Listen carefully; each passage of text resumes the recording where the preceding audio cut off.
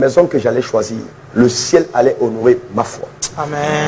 L'histoire du révérend Raoul Wafo peut être un grand enseignement pour une personne. Écoute ça. Du tout, et Dieu m'avait fait une promesse. J'étais en Sierra Leone en 1996-97.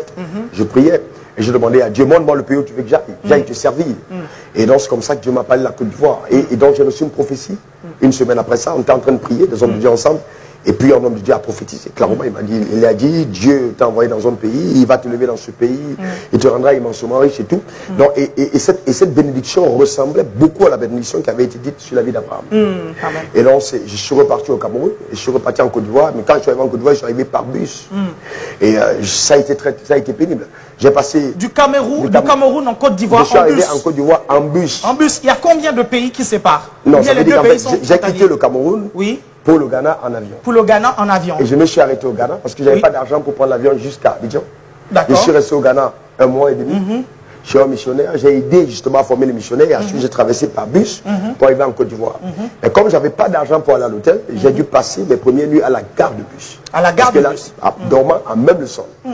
J'ai été recueilli là-bas par un pasteur qui a refusé de m'amener chez lui parce que justement, je n'avais pas d'avenir. Il m'a demandé, est-ce que tu as l'argent pour aller à l'hôtel? Je n'avais pas d'argent. Il m'a dit, ok. Je connais des réfugiés, on va t'envoyer là-bas. Et c'est comme ça que je suis parti chez des réfugiés. Exact, c'est une vraie histoire. Je suis resté là 3 mois. Quand il pleuvait la nuit, je ne pouvais pas dormir sur le lit. Et je me rappelle une nuit, j'étais en train de prier pour chercher la maison. Et j'avais trouvé une petite maison qui devait coûter à peu près 25 € par mois. Et j'ai dit au Seigneur, bon, est-ce que tu veux que je prenne cette maison? Parce que je voulais avoir la volonté parfaite de Dieu. Et ce jour, vers 2 h du matin, Dieu m'a dit, mon fils, qu'il te soit fait selon ta foi. Et j'ai compris que Dieu était en train de me dire que la maison que j'allais choisir, le ciel allait honorer ma foi. Amen. Alors j'ai dit à Dieu, si c'est ma foi, je vais chercher une autre maison. J'ai demandé quel est le plus grand quartier de la ville d'Abidjan. Oh là là. Et c'est comme ça qu'on m'a dit les 2 plateaux. Et je suis allé trouver une maison aux 2 plateaux. Mais celle-là faisait 90 000 si on convertit, ça fait... environ 140 €. Là, c'était le montant de cette maison. À l'époque, pour moi, pour quelqu'un qui touchait ce que je touchais, c'était inimaginable parce que j'étais enseignant dans une école publique. Et donc, miraculeusement, Dieu a pourvu. J'ai eu cette maison. Et c'est comme ça que, par la foi, justement, Dieu a commencé à me conduire sur le chemin. Petit à petit, par la foi. Je me rappelle qu'un jour, parce que c'est vrai que Dieu pourvoyait à mes besoins tous les jours. J'ai même manqué de rien. Payer le loyer, avoir l'argent pour me déplacer. Mais je me rendais compte que je vivais exactement ce que le peuple d'Israël était en train de vivre dans le désert. La manne le matin, la caille le soir, manne, caille. Donc, c'était un miracle de subsistance et non un miracle d'abondance. Mais Jésus dit dans Jean 10, je suis venu afin que mes brebis aient la vie et qu'elle ait même en abondance. Donc, voilà, donc, on peut faire le choix de l'abondance. Je dis, Seigneur, je veux l'abondance. Je suis fatigué de... Tous les jours, tu choisis le repas à ma place. C'est-à-dire que je mange ce que tu me donnes. Laisse-moi choisir aussi mon repas. Que j'ai quand même la nourriture dans mon frigo. Et donc, j'ai pris 7 jours de jeûne et de nuit et de jeûne. Je me suis enfermé dans une chambre. J'ai raconté ce témoignage. J'ai dit à Dieu, je préfère mourir là que de continuer à vivre comme ça. En fait, ça devenait gênant. Et c'est là où, justement, Dieu m'a donné la clé qui a boosté toute chose. Après, le 7e jour, il m'a parlé. Et quand je suis sorti de là, ma vie n'a plus jamais été la même. Voilà. Amen. Voilà, donc d'une rencontre personnelle avec Dieu. Voilà. Amen. Pasteur, quand on discute avec toi, on se rend compte que, en réalité, ta marche a toujours été une marche de foi. Parce que même toutes les fois où Dieu, dans ton témoignage, quand j'écoute ton témoignage, toutes les fois où Dieu t'a fait passer d'un échelon de prospérité à un autre, c'était suite à un réma de Dieu. Est-ce que tu peux nous parler de ça, en fait, pour que les chrétiens puissent comprendre qu'il est question de foi, en fait. C'est pas parce qu'ils auront de l'argent en banque qu'ils ne vivront plus par la foi. Mais la Bible dit, Hébreux 11, verset 6, le juste vivra par la foi. Voilà. Ouais, c'est ce que la Bible dit. Et donc, la Bible dit, sans la foi, il est impossible de plaire à Dieu. Que celui qui s'approche de Dieu croit que Dieu existe. Et pas tout. Que Dieu récompense ceux qui le cherchent. Donc, si je m'approche de Dieu, il y a une récompense qui est rattachée au fait de m'approcher de Dieu. Donc, je trouve aberrant qu'on dise aux gens, non, adore simplement Dieu, c'est pas grave s'il fait rien pour toi. Il va penser à toi là-haut. Je dis, mais si Dieu t'obéit sur la terre, quelle est la garantie que tu as que quand tu arriveras au ciel, il va penser à toi? Ouais. Non, je pense qu'il y en a qui ont raté. Ça s'est envolé. Ça s'est envolé. Pasteur, répète juste cette partie-là. Si Dieu t'oublie sur la terre. Quelle est la garantie que tu as quand tu vas voir ici, il va penser à... Parce que, au moins, la preuve qu'il te connaît, c'était sur la terre, au moins, il pense à toi. Donc, sur la terre, s'il t'oublie... Ça mérite des acclamations et des amens ici. Continue, pasteur, continue. Donc, si tu oublies sur la terre, ça veut dire que quelque part au ciel, peut-être qu'il ne te connaît même pas. C'est ça le vrai problème. Pasteur, là, si tu envoies ton fils aux États-Unis faire des études, tu es un homme riche, est-ce que tu n'auras pas de l'argent à ton fils? Si, j'enverrai de l'argent. Pour prendre soin de lui, puisque tu es riche. Si tu n'envoies pas l'argent à ton fils, ça veut dire qu'il y a un problème dans vos rapports. Il y a quelque chose qui ne va pas. Ah, ça c'est vrai, ça. Il y a quelque chose entre vous deux qui ne marche pas bien. Et c'est la raison pour laquelle ton fils, toi l'homme le plus riche de la France, peut être privé de biens à l'étranger. Et même pour ses propres amis, on dira c'est anormal que tu sois le fils de telle personne et qu'ici, tu dormes dans ce studio-là. En fait, c'est ce que telle devrait être la réaction des païens quand tu vois des chrétiens pauvres. Que ce n'est pas normal. Tu dis que Dieu, le créateur de l'univers, est ton père. Et c'est là où tu dors. Il y a quelque chose qui ne va pas entre vous deux. Ah, vraiment. En fait, c'est ce que c'est. Il y a un problème. Ah, vraiment. Et comme Dieu n'est jamais fautif, alors maintenant chacun doit rentrer en lui-même pour voir quel est le problème que lui il a dans ses rapports avec Dieu, qui empêche que Dieu puisse justement le Dieu n'a jamais tort. Il n'a jamais tort. Dieu n'a jamais tort. Oh, gloire à Dieu. Donc la foi est extrêmement importante pour recevoir les grâces de Dieu. C'est important. Galates 3 verset 11 dit le juste vivra par la foi. Et Hébreux 10 verset 38 dit mon juste vivra par la foi. S'il se retire, mon âme ne prend pas plaisir à lui. Ça veut dire qu'aussi longtemps qu'on est enfant de Dieu, homme comme femme, n'a pas de foi, l'âme de Dieu ne prend pas plaisir à cette personne. Et donc si Dieu n'a pas plaisir à ton égard, ça veut dire que tu es privé des promesses que Dieu a pour toi. Donc la foi, c'est indispensable pour vivre dans le standard, selon le standard que Dieu a préétabli pour nous. Il dit qu'il nous a comblés de toutes sortes de bénédictions spirituelles dans les lieux célestes, sauf que personne de nous ne fait ses courses au ciel.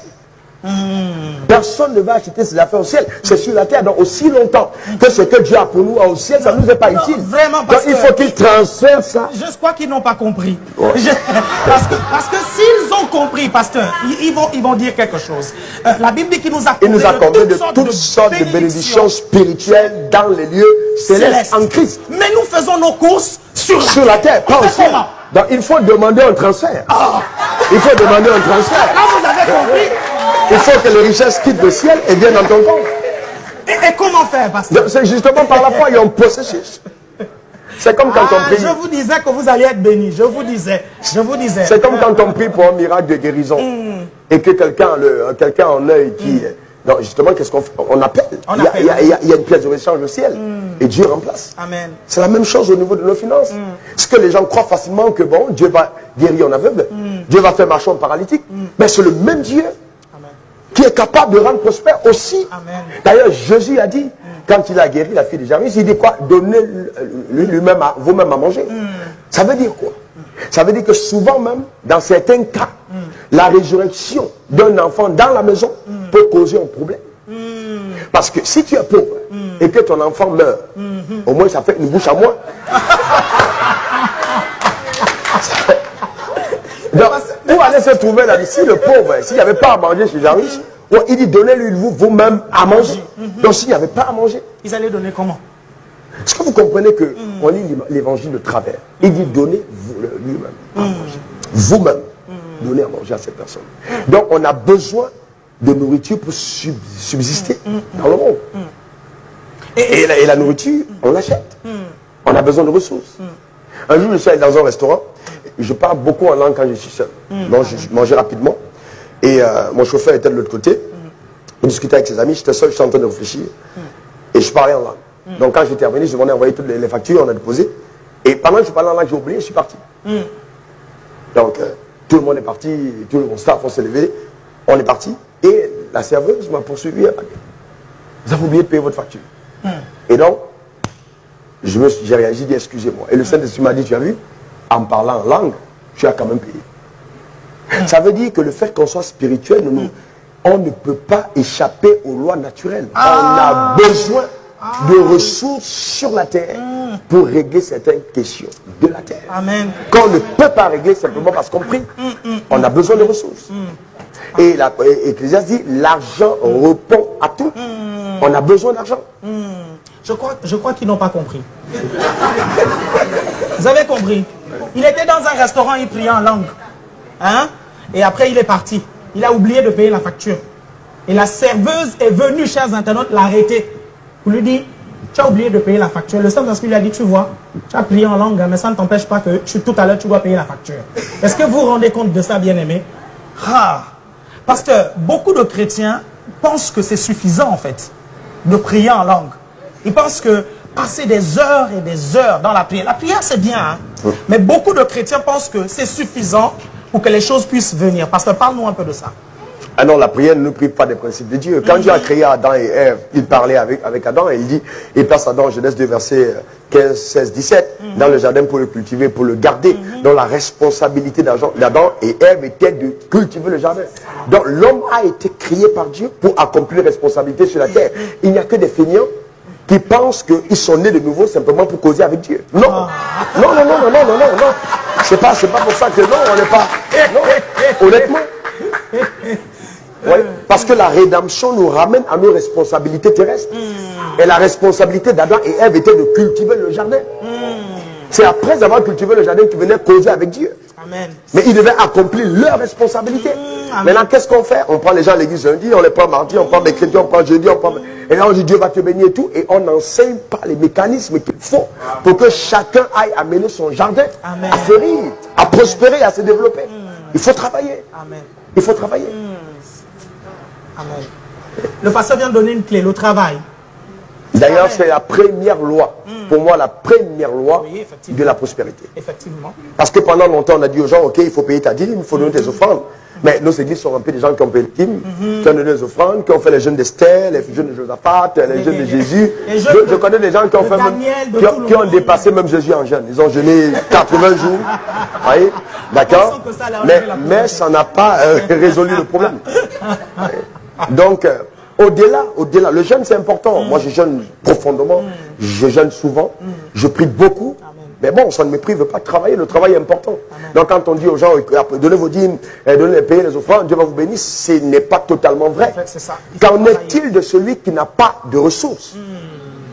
Qu'en est-il de celui qui n'a pas la possibilité de prélever une dîme et de donner une offrande? Est-ce qu'il est condamné à mort? Non. Donc il faut enseigner la loi du travail. Donner la possibilité à tout le monde d'avoir un revenu. Et c'est ensuite que justement de ce revenu, la personne peut prélever une part pour apporter à Dieu. Et donc à cause justement de l'ignorance, on a dit aux gens, oh, si tu ne payes pas la dîme, le diable va te frapper, Dieu va te tuer. Non. Moi j'ai dit aux gens de l'église, Dieu ne te tue pas quand tu n'as pas payé la dîme. C'est pas vrai. Dieu ne te frappe pas, il ne te tue pas. On doit comprendre la dispensation de la loi et de la grâce. Je comprends, la dîme est un principe de Dieu. Celui qui ne met pas le principe en marche, il se fait un tort à lui-même. Il ouvre la porte au diable. Mais bon, Dieu n'est pas en train de faire la police pour dire, bon, il faut que tu donnes ma dîme et ta dîme comme s'il avait besoin de ça pour faire ce qu'il fait. Non. Dieu peut dépasser toute l'église et faire entrer quelqu'un qui n'est jamais venu ici pour achever tout le travail qui doit se faire ici sans avoir besoin de personne dans cette salle. C'est pour ça qu'il est Dieu. Donc quand nous apportons notre dîme, ce que j'appelle d'ailleurs à l'église la portion d'alliance, c'est la preuve de notre amour. C'est la démonstration de notre loyauté, de notre passion pour le royaume. Nous donnons parce que nous l'aimons, pas parce que nous avons peur que le diable va nous frapper. Non, on doit arrêter de mentir à l'église. On ne donne pas par peur, on donne par foi, parce qu'on aime Dieu.